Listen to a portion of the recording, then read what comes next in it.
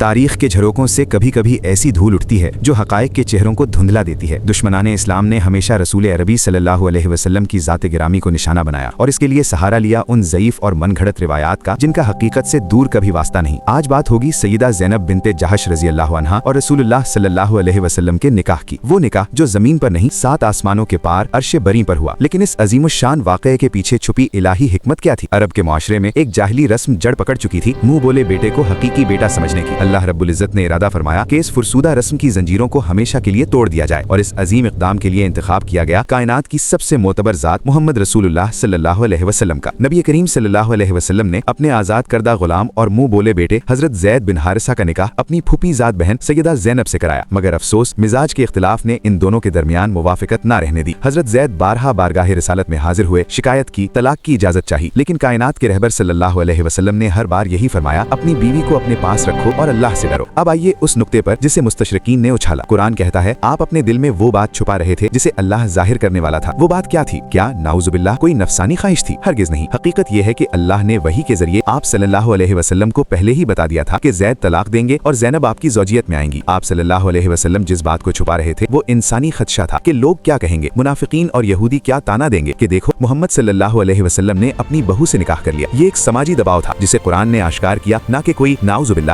ناجائز لگاؤ۔ کہا جاتا ہے کہ نبی صلی اللہ علیہ وسلم اچانک زید کے گھر گئے، پردہ ہٹا اور سیدہ زینب کے حسن کو دیکھ کر نعوذ باللہ آپ کا دل آ گیا۔ سنو، یہ سفید جھوٹ ہے، یہ تاریخ کا سب سے بڑا بہتان ہے۔ سیدہ زینب کوئی اجنبی نہیں تھی، وہ آپ صلی اللہ علیہ وسلم کی پھوپھی کی بیٹی تھی۔ آپ کے سامنے جوان ہوئی، آپ نے خود ان کا رشتہ زید کے لیے مانگا تھا۔ پردے کے احکامات سے پہلے آپ نے انہیں 1000 بار دیکھا تھا۔ یہ کہنا کہ اچانک دیکھنے سے دل بدل گیا نہ صرف عقل کے خلاف ہے بلکہ شان نبوت کی بدترین توہین ہے۔ امام ابن کثیر اور حافظ ابن حجر جیسے عظیم محدثین نے ان تمام روایات کو باطل، من گھڑت اور ضعیف قرار دے کر ردی کی ٹوکری میں پھینک دیا ہے۔ جب حضرت زید نے طلاق دے دی اور عدت پوری ہو گئی تو اللہ نے خود فیصلہ سنایا۔ قرآن میں فرمایا، ہم نے اس کا نکاح آپ سے کر دیا۔ یہ نکاح جاہلی رسم متبنہ یعنی منہ بولے بیٹے کے تصور پر آخری مہر تھی۔ اللہ نے ثابت کر دیا کہ منہ بولا بیٹا حقیقی نہیں ہوتا اور اس کی متعلقہ سے نکاح جائز ہے۔ سیدہ زینب تمام ازواج مطہرات پر فخر کیا کرتی تھیں کہ تمہارا نکاح تمہارے گھر والوں نے کیا، جبکہ میرا نکاح اللہ تعالیٰ نے 7 آسمانوں کے اوپر سے کیا۔ ہمیں چاہیے کہ دین کو سمجھیں، قرآنی حقائق پر نظر رکھیں اور ان باطل قصوں سے دور رہیں جو عفت نبوی پر حرف لاتے ہیں۔